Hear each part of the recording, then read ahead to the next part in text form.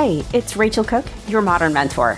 I'm the founder of Lead Above Noise, a firm poised to be your partner in retaining, engaging, and developing talent. And today, I am super excited to bring you this interview with Emily Crookston, who has schooled me, and will do the same for you, on the what, why, and how of using LinkedIn to achieve your professional goals, no matter what they are. Marketer and ghostwriter extraordinaire, Emily believes in the power of LinkedIn to tell your story, to build your brand, and to share a point of view. In this interview, she explains why it's a critical platform for anyone to use professionally, not just job seekers or business owners. And she'll dish on her favorite strategies. You can find Emily at thepocketphd.com to learn more about her work. And now, here's the interview. Emily Crookston, thank you so much for joining me on the Modern Mentor podcast today. I'm so excited to have you here. Hi, Rachel. I'm glad to be here. Yeah, super excited for this conversation. So, Emily, you and I met a few weeks ago. I think at this point, we are part of a networking group. I guess you could call it a professional group for women business owners.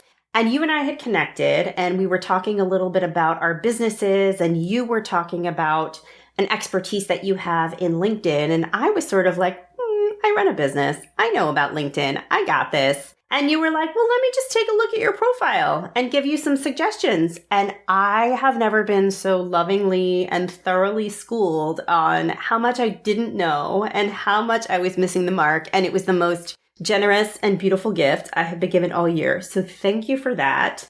And I just said, we have to have you on my show because I think everybody I know is either misusing or underusing LinkedIn, and we are going to fix that together. Yes, I love that. Yeah. Oh, that makes my heart so warm. I love being helpful.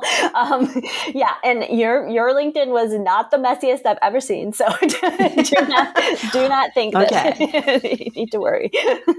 Okay. Yeah. So I have just won the not messiest award, and I will take that. So thank you. Yeah. So Emily, I have a lot of questions for you, and people are going to get so much good stuff about this. But while people get their pens and paper ready, tell us a little bit about yourself, kind of what you do and how you landed in this realm of knowing everything about LinkedIn. Love it. Yeah. So, I used to be a college professor. I used to teach philosophy. So my company is called the Pocket PhD, and that's not just a marketing ploy. I actually have a PhD. So when I was ready to leave academia, I gave myself a year to figure out what I would do. And I said, what did I want to do before I wanted to be a philosophy professor? And the answer was, well, I thought marketing was pretty cool when I was 13. And so a friend of a friend was looking for marketing help. I started ghost blogging for her. She has a web development and marketing company, and she needed blogs, and she had clients who needed blogs. So like a lot of ghost writers and ghost bloggers, I kind of fell backwards into ghostwriting. And eventually I moved away from just doing blogs to doing longer projects, book projects. And the way I found my way to LinkedIn services, which is kind of a new service for me, is I built my business entirely around networking and referrals. So once the pandemic hit, I really panicked because I was no longer doing in-person networking, obviously. And so I said, okay, let me move everything on LinkedIn. And I really kind of played around with it and discovered, how to use it really well and figured out a way to make it work as a networking platform for me. And that's what I teach my clients now.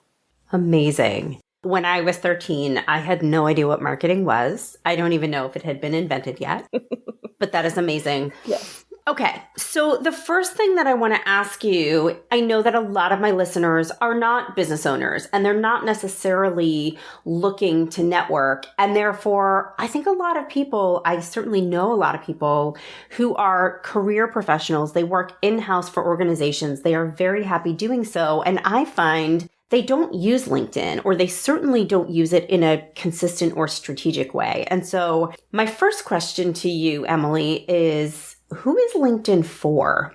Yeah, that's a really good question. So a lot of people have the impression of LinkedIn as this place where only job seekers and recruiters hang out. But I think that perception is really old perception of LinkedIn. And now, especially since the pandemic, a lot of people have started using LinkedIn who weren't using it before, like me.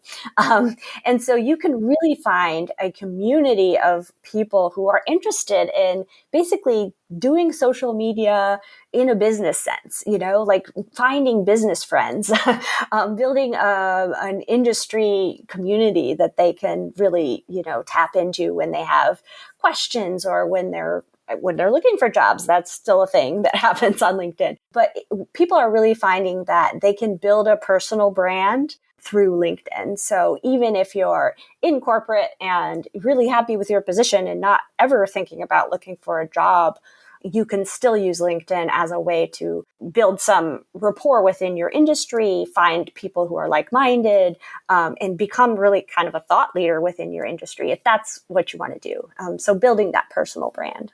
Yeah, I love that concept of the personal brand. And I think it's really relevant for all of us, whatever our goals, right? Whether we are looking for a job, whether we're hiring, whether we're running a business, whether we're just looking to learn or connect. I think showing up with a point of view and a voice feels really important. And I know for me, the talent marketplace has been all over the place. There have been ups and downs. But in recent months, at the time of this recording, there have been a fair number of layoffs given the state of the economy in the US. And one thing that I'm starting to see is a lot of people are getting up on LinkedIn and saying, hey, network, unfortunately, I've just been laid off and I'm looking for help in finding a new job. And I click on the profile because I'm like, well, I want to learn more about this person. I want to learn more about, what they've posted and what they've had to say. And I click and I'm like, oh, they haven't posted anything in 5 years. And it feels like a really missed opportunity for me. So, I guess, Emily, if somebody hasn't really been present or active on LinkedIn and they're sort of feeling like, okay, maybe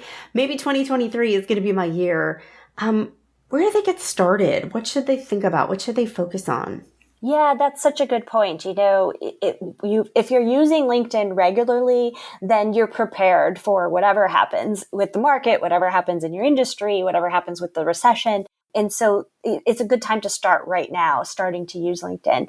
And I would say the place to start is first to think about your profile. Go there, make sure it's updated. If you haven't, thought about your profile in 5 years, definitely you'll see things that need to be changed. If you just read your about section, it may be talking about things that you cared about 5 years ago that no longer matter to you. So those things will jump out at you and you can make those changes. But also, one of the biggest things I notice about headlines in particular is so many people aren't saying what they do in their headline. They're talking about, they have these lovely little personal taglines that say that they increase brilliance and opportunity, or they help they're a disruptor and they want to change the industry and that kind of a thing. But they don't say how they do any of that stuff. And you really need to connect to some kind of title that I can wrap my mind around. For me, it's easy. It says Emily Crookston Ghostwriter. But you've got to kind of come up with a title that people can start associating with your name.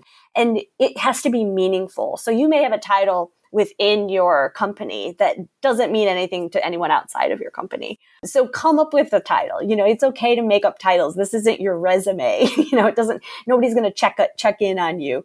But you've got to kind of think of, again, goes back to the personal branding. LinkedIn is a place to market yourself as a professional.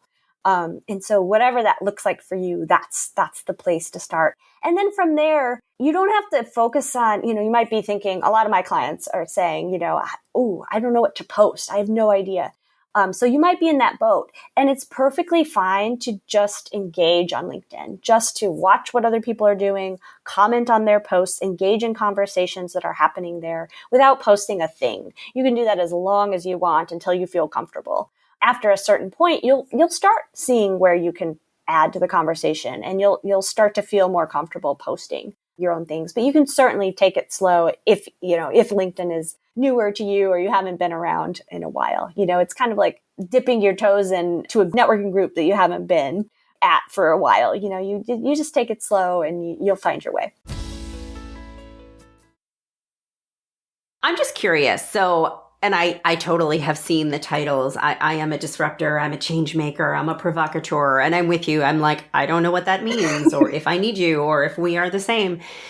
thinking about internal titles, I'm curious, like how should a VP of finance or, a data analyst or like, should their titles literally just say VP of finance, data analyst? Is that what you would recommend? Because and by the way, I know that this is partly about how you show up in your network, but presumably also about other people's searches, right? And how you do or don't come up in searches. And so through that lens, Emily, how should people think about the titles that they put on LinkedIn or the headlines? Yeah, that's a really good question. So the first thing to think about is your goal for LinkedIn.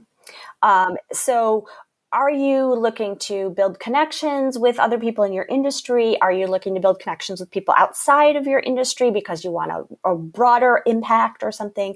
Are you looking to do more you look for speaking opportunities, trying to get those. So think about your goal for LinkedIn, and then you can kind of adjust your title accordingly. So, right, VP of Finance is not the best title to use when it comes to what you're talking about, SEO, search engine optimization. So LinkedIn is a really powerful search engine. People go there every day when they're looking to hire somebody or when they're looking to find somebody as a consultant, for example.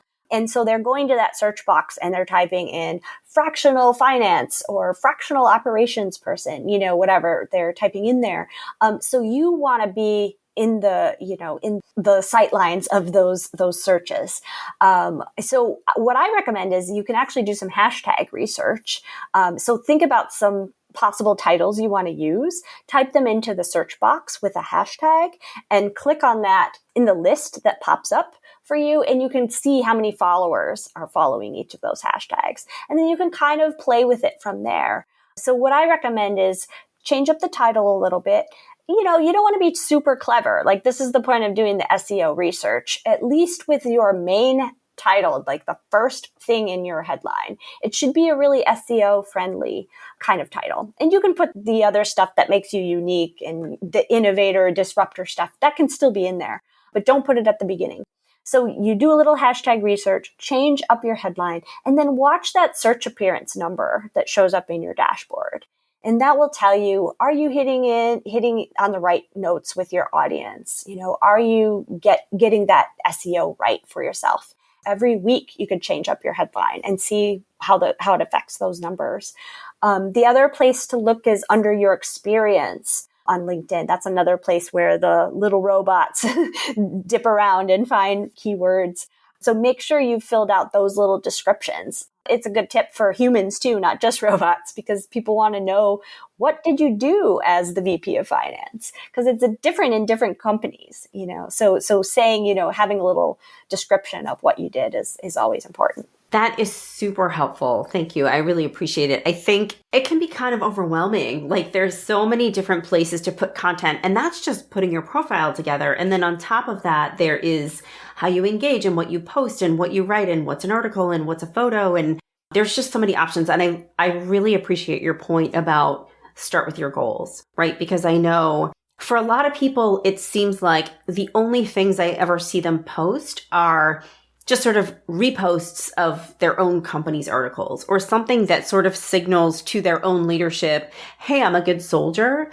But they're not saying anything. They're not starting a conversation. They're not demonstrating a voice or a point of view. And I feel like that's a really missed opportunity for people, even if they're not actively looking for a job. I think there's always an opportunity to be putting yourself out there in a way that makes you kind of memorable and recognizable. Yeah, absolutely. I agree. It's totally a missed opportunity because, you never know when someone in your network could help you in some way. It's fine if, you feel like, well, my company just wants me to repost stuff or, whatever. I don't know what to write. I don't know what to talk about. That's an opportunity to figure it out. Think about what in your industry you love to talk about. When you geek out with other subject matter experts, what do you geek out about? Those people are on LinkedIn. It doesn't have to happen just on Zoom or just in person. You can start those conversations on social media. And I think it's super fun. I really like that LinkedIn gives me a chance to kind of separate my personal life from my business life. when it comes to social media. And I just think it's great to have these conversations. And if you're not having them kind of regularly with other people at your company, in your office, then LinkedIn can be an even bigger opportunity. It's a great place to find people who think the same way you do. And maybe you meet them at a conference, or you're in the same area and you're working for different companies, but you're, having the same role or doing the same kinds of work. That could be a great opportunity to meet up and talk shop and, trade ideas back and forth. I mean, maybe you want to check in on how you're progressing in your career, and you need somebody to give you kind of a sounding board for all of that. There's so many opportunities, and it's such a good reason to just talk about what's interesting to you and see who comments, who's paying attention. Yeah, absolutely. I remember in my early days of being on LinkedIn, when I was still working full-time for a company, I used it to make connections with people in similar roles at other organizations. And we started our own little informal kind of best practice sharing. And it was so great. It was such an incredible way to just find people doing similar things, but they had to have already been on LinkedIn and they had to have been posting. That was how I managed to find them. So you don't know what opportunities you're missing out on by not kind of being present and having a voice there. What do you think, Emily, about groups? There's like a million different types of groups on LinkedIn. How do you think about those? Yeah, I have never really had good luck with groups. The ones that I've joined, I've never tried to start one myself. But the ones that I've joined haven't been all that active. People are not that active on LinkedIn groups. And I think that's still generally true. There may be some groups that are more active. And if you can find one of those, I'm sure it's great, because anytime you can kind of narrow down the audience that you're talking to, you have a better chance of starting those conversations and getting around those like-minded people. But so far, I've seen a lot of groups, they have a separate platform for the group interaction. They'll have a Slack channel, or they'll have a circles group or Mighty Networks, that kind of a thing. Because I just don't think LinkedIn is great with the community side of things yet. So we've talked a little bit about some of the mistakes people make. We've talked about, not kind of maximizing the clarity of their headline. We talked about not being on it in the first place or being active on it. We've talked about missing opportunities to engage or build your personal brand. Are there any other mistakes that you see people making on the platform? Yeah, I think probably the biggest mistake I see is people who post and ghost. They'll come in, they'll post every day. Some people I see post every day, but they never interact. They never comment on anybody else's posts. They never even, if somebody happened to comment on one of their posts, they never even come back and respond to the comments. They're literally just kind of using LinkedIn as a billboard. And the algorithm really doesn't like that. So it's really not worth their time. I see it and it'll have like one like, or something like that. And, who knows how many post impressions or views that it's gotten. And it's not very many, because LinkedIn really wants you on the platform engaging with people. It's a huge piece of the algorithm, more than almost any other social media platform. They really reward you engaging with other people's posts. So my favorite trick that I like to tell people is engage before you post. So if you are posting on LinkedIn, you want to be in there engaging, commenting on other people's posts before you post your own. It's kind of a give, get kind of philosophy, I guess, around LinkedIn. But that can make a big difference in how much people are seeing your own posts, because the algorithm takes note that you're a good LinkedIn community user. You're there commenting on other people's stuff before you post your own. So the strategy I use generally is, if I have 30 minutes to spend on LinkedIn, I divide that time in half, and I say, okay, I'm going to spend 15 minutes commenting on other people's stuff. I'll post my post, and then I'll spend 15 more minutes commenting and, starting conversations with other people. Ooh, that is an awesome tip. I did not know that, and that is really helpful. Is 30 minutes, is that just a number you made up, or is that kind of the goal that you try to spend on LinkedIn each day? Yeah, I try to spend 30 minutes in the morning for sure. And then Often I'll go back in the afternoon and spend another 10 or 20 minutes. I like to go back and check, especially to see if other people have commented on my posts. So then I'll reply to that. But yeah, I tell clients to start with 20 minutes a day if they haven't been using LinkedIn regularly. Consistency is the biggest thing. So, even if you only have time to post once a week in the beginning, that's fine. But I always tell people the goal is 20 minutes every day. The goal is to post at least 3 times a week. And if you can make that happen regularly for a few months, I guarantee that you'll see improvement in your numbers and the people who are seeing your stuff. The other tip is, make sure you're growing your audience on a regular basis. So you can, say, okay, and I know that this is kind of shooting in the dark in the beginning because you have no idea how quickly you can grow an audience, but you might say you're at 1,500 connections and you want to get to 2,000 by, say, the end of the year or by the end of January. Just take that number that you need to get to divided by the number of days, you're roughly that you're spending on LinkedIn per week, and, do some math and figure out how many connections you need to be sending every day, every time you're on LinkedIn. And then just make that part of your strategy as well, or part of your plan for using LinkedIn. And you can, as you grow your audience, that will also help with engagement. Any tips on how to send a connection request that is more likely to be accepted or less likely to be accepted? Yeah, that's a good question. So these days, a lot of people aren't even sending notes when they send connection requests. So, I will sometimes send a note, but only if I really know the person or I just met them or something. But otherwise, I'm just kind of connecting without sending a note. And most people will accept it. It's those days of you need to know everybody who's on LinkedIn, all of your connections, you need to know them in person. That's no longer the case. People have audiences. I saw somebody had an audience of 50,000 connections or something. There's no way he knows all those people, right? And so you don't have to worry so much about, saying the right thing to make someone connect with you. Most of the time, people are interested in connecting and wanting to grow their own audiences. So they will do it. But if you are going to send a note, I would just say, just be specific. Don't make it sound like a form note. If you're just, cutting and pasting a note, the same note that you send to every new connection, people are going to that's not going to help, right? You might as well just hit the connect button and send it without a note at that point. So I'll make it specific, I really enjoyed meeting you, or I really enjoyed seeing you on that Zoom meeting yesterday, that kind of thing. And you'll be amazed at how much even that little kind of thing, or thanks for your, thanking them for a comment they made or thanking them for something, can really get a conversation started. Just that little thing. Let's talk a little bit about misconceptions that people have about LinkedIn. And again, I think we've touched on some of them, that it's just a recruiting platform. It's just a sales platform. If I work for a company, if I'm happy in my job, I don't need to be doing anything on LinkedIn. Is there anything else that you feel like is kind of misunderstood about the platform or about how to use it?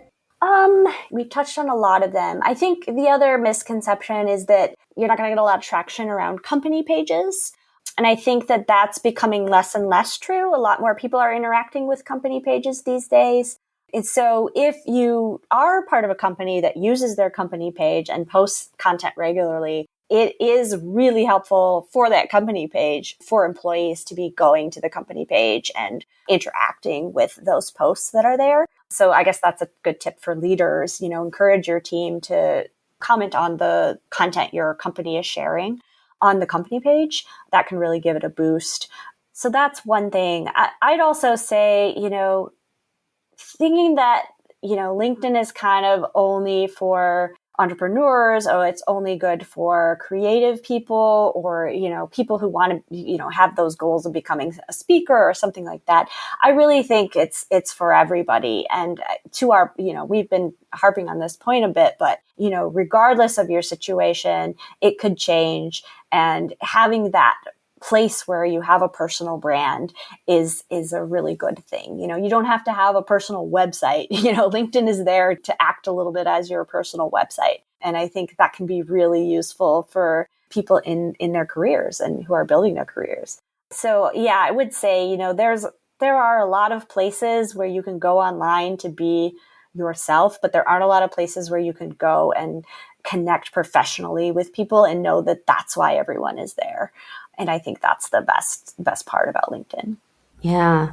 And to that point, Emily, one of the trends that I'm really paying attention to on LinkedIn these days is, now we're sort of in this season of authenticity and we're trying to be real and we're really focused on diversity and inclusion. And, I'm just finding more and more people are, they're sharing their stories of, I used to keep this piece of myself hidden and now I'm putting it out there. Or, hey, this is a picture of me with a sick kid on a Zoom call. And I feel like people are really leaning more and more into it is still a professional networking platform, but I also feel like LinkedIn is a little bit on the cutting edge of whole people being able to bring themselves into a business context.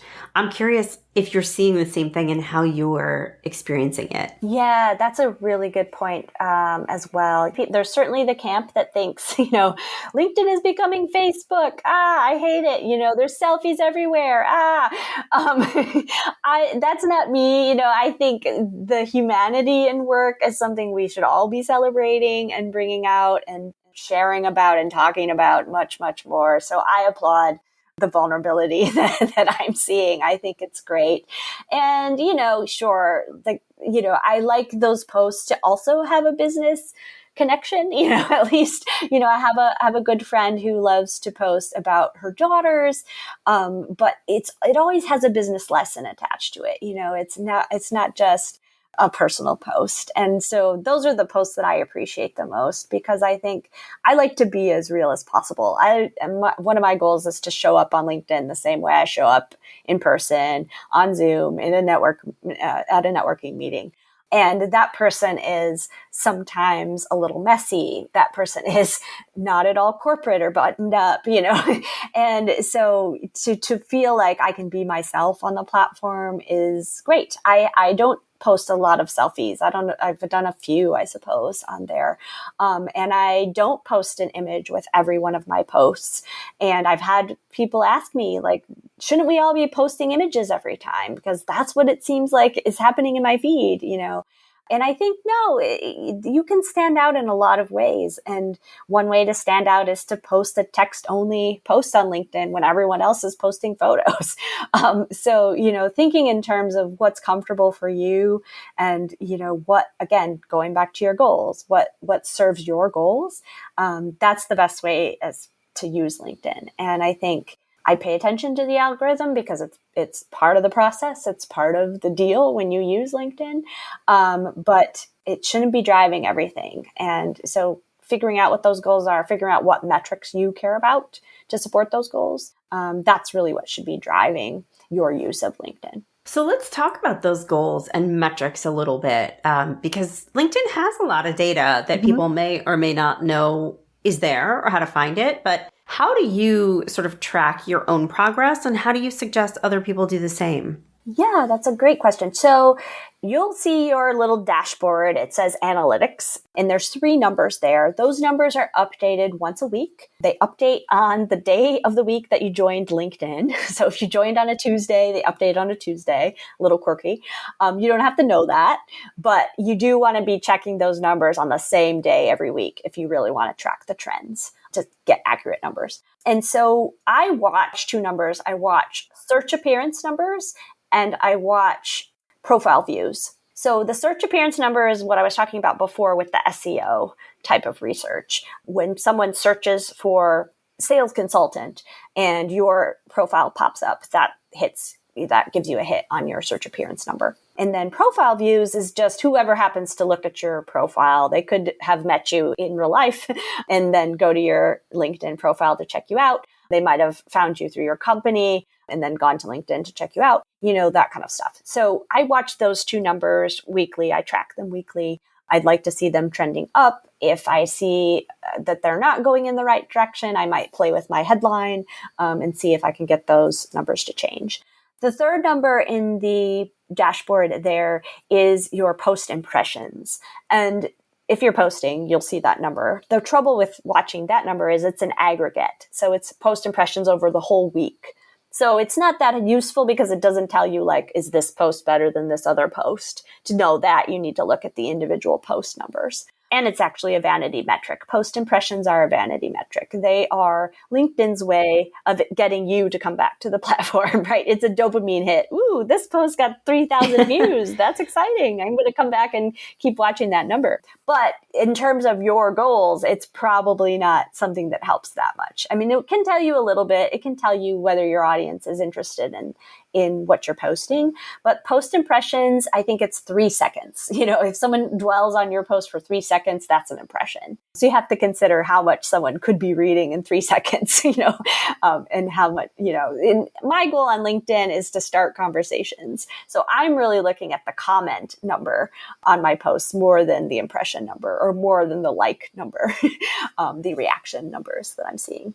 So those are some important numbers to watch. The other thing I watch are my connections. Going back to building the audience is very important. And the other thing a lot of people don't know about is it's called the Social Selling Index, SSI. If you Google it, you should be able to find that. But it actually will tell you where you fall relative to other people in your industry. So are you in the top 10% of sales consultants with your content on LinkedIn? So that can be pretty helpful. You could watch your social selling index and get an idea of how well you're doing relative to others in your industry. It'll also show you the title of people who are finding you on LinkedIn. So that's kind of an interesting thing to watch, just to know if you're hitting the right audience and the people that you want to be connecting with. Ooh, I feel like we have covered a lot of ground today. Yeah, we have covered a lot of ground, Rachel. I feel like this has been a really little masterclass in how to use LinkedIn. But yeah, I would just say, LinkedIn is a great place to experiment. It doesn't have to be scary. You don't have to worry that you post something and, you decide a week later, that was in bad taste, or I didn't really mean it, or, whatever. I need to take that post down. Social media moves so quickly that there's just very little risk like that to posting something. I mean, obviously you don't want to be offending people and all of that, but making the assumption that you're being professional on the platform, you don't have to worry about people calling you out really about things. And you don't have to worry that you're going to make a mistake and say something that's going to sink your career or something like that. It's the risk is low. And I think the opportunities are really great there. So dive in and, give it a shot and watch those numbers and see what happens. And, yeah, I think it's a wonderful place to start those conversations. That was so encouraging. And I think you're right. I think there isn't so much to fear, but also LinkedIn is a platform that does allow you to edit. Not every social media platform does, but LinkedIn will let you can edit a post, you can pull something down. So absolute worst case scenario, you always do have that safety valve. Yeah, that's right. And I think it's interesting, I feel like I need to put this plug in there for all of my listeners and my friends and my colleagues who are like, all right, but I'm not selling anything and I don't run a business. I don't really see why I need to be out there. I think it's so important, even if you're just trying to look good in your own organization, showing up as a thought leader, letting your peers and colleagues know, what articles are you reading and what's your point of view and what's something that you've learned, even if you don't feel like you have something to sell. I think starting to cultivate that image on LinkedIn is really powerful for, like you said, building your brand, building your networks. It can help set you up for a potential promotion. And in the uncertainty of this economy, you never know what's going to happen. And so I really urge anybody who doesn't feel like they need LinkedIn to just think about investing a little bit of time and a little bit of thought. And like Emily said, give it a try and see what you see. And if it's not for you, that's okay. At least you know. But I think just rethinking how important it is to be cultivating a personal/professional brand, I just think it's something we can all benefit from. Yeah, I totally agree with that. Yeah. Anybody can talk about leadership and, anyone can benefit from having that kind of discussion and opening that conversation. Absolutely. Emily, this has been so fun and so helpful. Where can people find out more about you? Yeah, my website is thepocketphd.com. And of course, you can find me on LinkedIn. I am Emily Crookston. And I have a little lead magnet, Cliff's Notes around LinkedIn, which touches on a lot of what we talked about. So if anybody is interested in that, maybe we can put it in the show notes. Emily, thank you so much for joining me. This has been awesome. All right. Thank you so much, Rachel. It's been fun. I hope you enjoyed my conversation with Emily Crookston. Learn more about her and her work at thepocketphd.com. Join me next week for another great episode. Until then, visit my website at leadabovenoise.com if your organization is looking for partnership in retaining, engaging, or developing talent. You can follow Modern Mentor on Apple Podcasts, Spotify, or wherever you listen to podcasts. And you can follow me on LinkedIn. Thanks so much for listening and have a successful week. Modern Mentor is a quick and dirty tips podcast. It's audio engineered by Dan Farabend with script editing by Adam Cecil.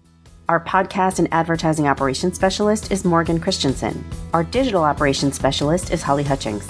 Our marketing and publicity assistant is Davina Tomlin. And our intern is Cameron Lacey.